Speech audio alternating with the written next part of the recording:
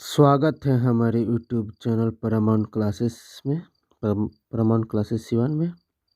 आज हम आपके सामने प्रस्तुत कर रहे हैं बिहार बोर्ड के सब विषय हिंदी गोधली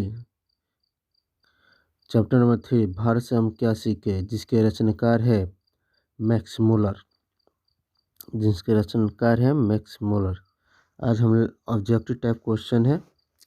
फर्स्ट क्वेश्चन है, मैक्स मुलर को वेदांतियों का वेदांती किसने कहा है। बहुत ज़बरदस्त क्वेश्चन है बाबू। मैक्स मुलर को वेदांतियों का वेदांती किसने कहा है। गांधी जी, स्वामी विवेकानंद, अंबेडकर, गुणकर, मूल्य। तो आपका आंसर होगा स्वामी विवेकानंद जी। कौन होगा जी? स्वामी विवेकानंद जी। ठीक है। क्वेश्चन नंबर सेकंड तो मूव करते हैं। दारिस नामक सोने के सिक्कों से भरा घड़ा किसे मिला था। याद रखिए क्वेश्चन। दारिस से नामक सोने के सिक्कों से भरा घड़ा किसे मिला था। हैकल, B hawkers, C Warren Hastings, D William Jones. तो आपका आंसर होगा वारन हेस्टिंग्स। वारन हेस्टिंग्स को ही दारिस नामक सोने के सिक्के से भरा था, जो बनारस में 172 दारिस नामक सिक्के से भरा था, जिसने वो अपने कंपनी के निदेशक को भेजे, जो गला उलाकर बर्बाद कर दिया था, ख़त्म कर दिया था सब। नेक्स्ट क्वेश्चन है, मेघदूत नामक पुस्तक का अनुवाद मैक्स मुलर ने किस भाषा में किया था। यहाँ पे ने होगा, मे के जगह पे यहाँ पे ने होगा। मेघदूत नामक पुस्तक का अनुवाद मैक्स मुलर ने किस भाषा में अनुवाद किया। आपका ऑप्शन ए है ग्रीक भाषा में, बी लैटिन भाषा में, सी हिंदी भाषा में और डी जर्मन भाषा में। तो मैक्स मुलर जी ने मेघदूत नामक पुस्तक का अनुवाद जर्मन भाषा में किया था। किस भाषा में किया था जी? जर्मन भाषा में किया था। नेक्स्ट क्वेश्चन है, संस्कृत भाषा और यूरोपियन भाषा का तुलनात्मक व्याख्यान किसने दिया। याद रखिएगा, संस्कृत भाषा और यूरोपियन भाषा का तुलनात्मक व्याख्यान किसने दिया। आपका ऑप्शन है मैक्स मुलर ने, बी गुणकर मुल्लर ने, सी नलिन बिलोचन शर्मा ने, डी अमरकांत ने। तो आपका ऑप्शन होगा मैक्स मुलर ने। मैक्स मुलर ने ही संस्कृत भाषा और यूरोपियन भाषा का तुलनात्मक व्याख्या दिया है। क्वेश्चन नंबर 5 की तरफ मूव करते हैं। कठ और केन उपनिषद का अनुवाद मैक्स मुलर ने किस भाषा में किया। इस जितने भी क्वेश्चन आ रहा है बाबू, बहुत इंपॉर्टेंट है, इसको अच्छे से मेमोराइज कीजिएगा, अच्छे से पढ़िएगा, स्टडी कीजिएगा। कठ और केन उपनिषद का अनुवाद, यहाँ पर अनुवाद होगा, अनुवाद मैक्स मुलर ने किस भाषा में किया। आपका ऑप्शन है ग्रीक भाषा में, बी जर्मन भाषा में, सी हिंदी भाषा में, डी लैटिन भाषा में। तो आपका ऑप्शन होगा जर्मन भाषा में।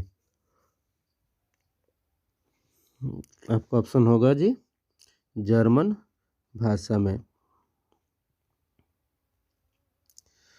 लिपेजिंग विश्वविद्यालय में मैक्स मुलर ने किस भाषा का अध्ययन किया। याद रखिएगा, लिपेजिंग विश्वविद्यालय में मैक्स मुलर ने किस भाषा का अध्ययन किया। आपका ऑप्शन है हिंदी का, बी जर्मन का, सी संस्कृत का, डी उर्दू का। तो उन्होंने संस्कृत भाषा का अध्ययन किया था लिपेजिंग विश्वविद्यालय में। किसने? मैक्स मुलर जी ने।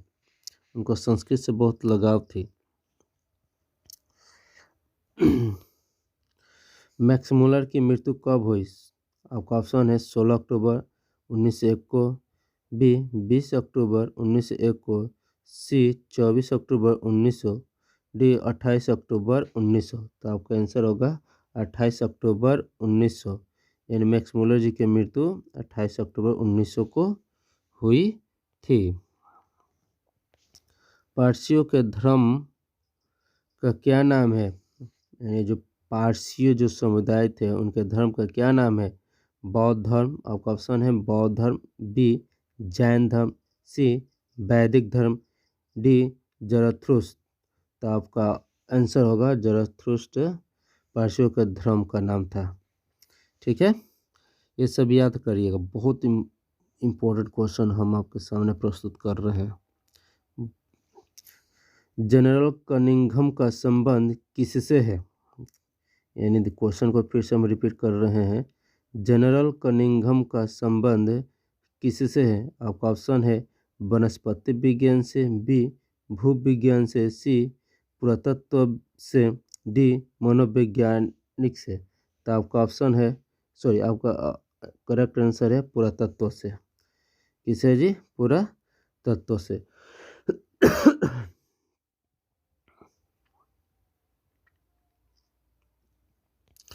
नेक्स्ट क्वेश्चन, 172 दारिश नामक सोने के सिक्कों का घड़ा कहाँ मिला था?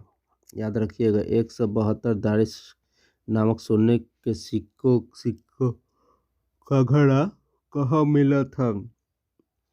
आपका ऑप्शन है दिल्ली में, बी गांधीनगर में, सी वाराणसी में, डी श्रीनगर में। तो वाराणसी में मिला था, वारेन हेस्टिंग्स को मिला था। महारानी विक्टोरिया ने नाइट की उपाधि प्रदान की, यानी किसको नाइट की उपाधि प्रदान की थी? मैक्स मुलर जी को, अमरकांत जी को, बिरजू महाराज को, अशोक वाजपेयी को। तो आपका आंसर होगा मैक्स मुलर। लेकिन ये नाइट की उपाधि उन्होंने वापस कर दिया था, ये कह कि ये मेरे लिए तुच्छ उपलब्धि है। नालंदा विश्वविद्यालय कहाँ पर स्थित है? बिहार में, उत्तर प्रदेश में, मध्य प्रदेश में, गुजरात में। तो गुजरात में। नालंदा विश्वविद्यालय बिहार में स्थित है। ये खिलजी इसको तहस नहस कर दिया था 13 यानी 14वीं शताब्दी के आसपास। लेकिन अब भी इसका नालंदा विश्वविद्यालय का आप स्वरूप देखिएगा तो आपको अट्रैक्ट करेगा, अद्भुत और अनोखा लगता है देखने में। ठीक है, नेक्स्ट क्वेश्चन की तरफ चलते हैं। निर्वंश विद्या का संबंध किससे है? याद, निर्वंश विद्या का संबंध किससे? वनस्पति विज्ञान से, प्राणी विज्ञान से, मानव विज्ञान से, अंतरिक्ष विज्ञान से। तो आपका आंसर होगा मानव विज्ञान से। क्या होगा जी? मानव विज्ञान से होगा। दारिश क्या है? यानी दारिश क्या है? चांदी का प्राचीन कालीन सिक्का, सोने की प्राचीन कालीन सिक्का, एक देवता, एक धार्मिक ग्रंथ। आपका आंसर बी होगा, सोने की प्राचीन कालीन सिक्का। याद रखिएगा, क्या था जी? दारिश सोने की प्राचीन कालीन सिक्का था। मैक्स मुलर का जन्म कब हुआ? याद, मैक्स मुलर जी का जन्म कब हुआ था? आपका ऑप्शन है 6 सितंबर 1823 को, 6 अक्टूबर 1823 को, 6 नवंबर 1823 को, 6 दिसंबर 1823 को। तो आपका आंसर होगा 6 दिसंबर 1823 को। क्या होगा जी? कब हुआ था उनका डेट ऑफ बर्थ? 6 दिसंबर 1823 को।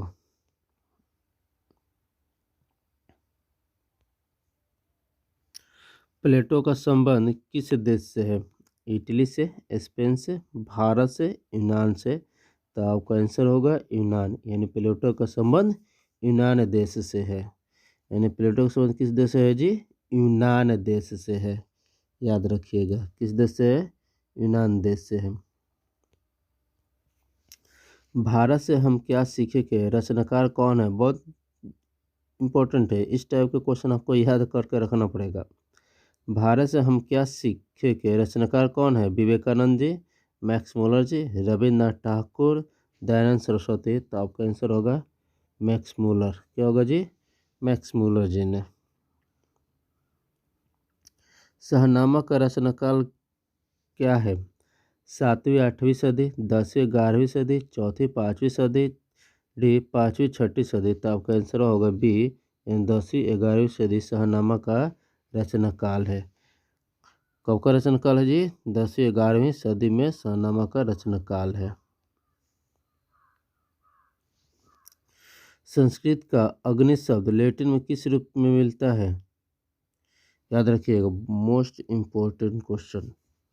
संस्कृत का अग्नि शब्द लैटिन में किस रूप में मिलता है? इग्निस, बी अग्निस, सी इग्निस, डी ओग्निस। तो आपका आंसर होगा सी इग्निस। क्या होगा जी? इग्निस। क्लियर है?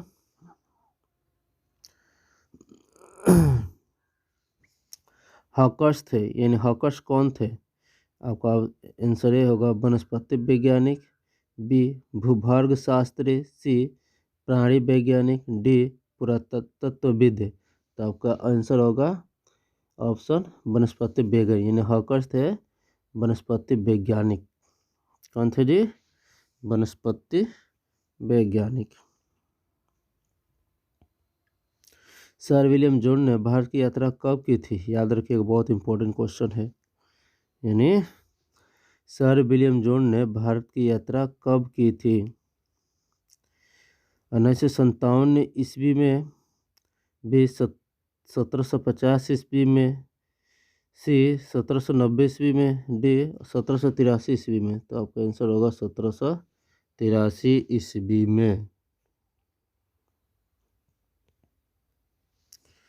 मुंडा किस देश की जाति है?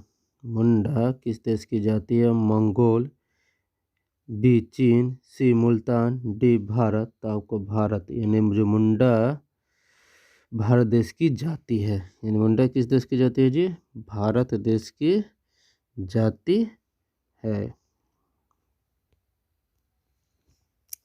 भारत से हम क्या सीखे? पाठ में नए सिकंदर विशेषण किसके लिए प्रयुक्त हुआ है?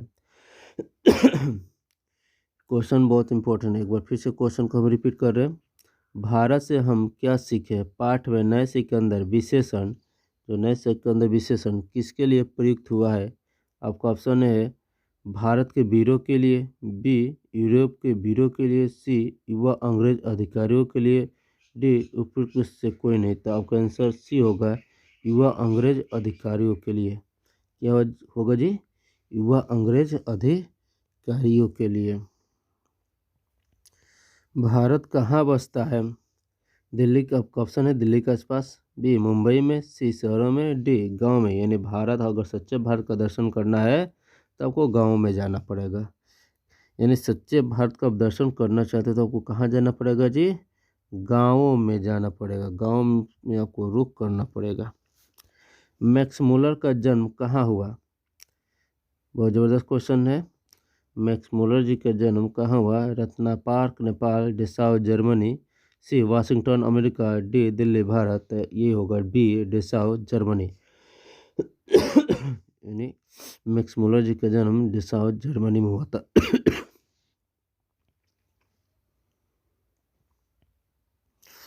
वारेन हेस्टिंग्स कौन था?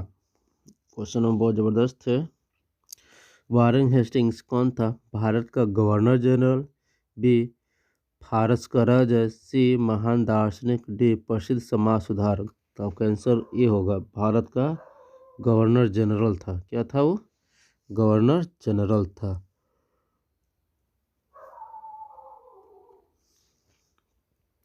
मैक्स मुलर के पिता का क्या नाम था? आपका ऑप्शन है विल्हेल्म मुलर, बी हेस्टिंग्स मुलर, सी जॉनसन मुलर, डी पीटर मुलर। तो मैक्स मुलर जी के पिताजी का नाम था विल्हेल्म मुलर। क्या नाम था जी?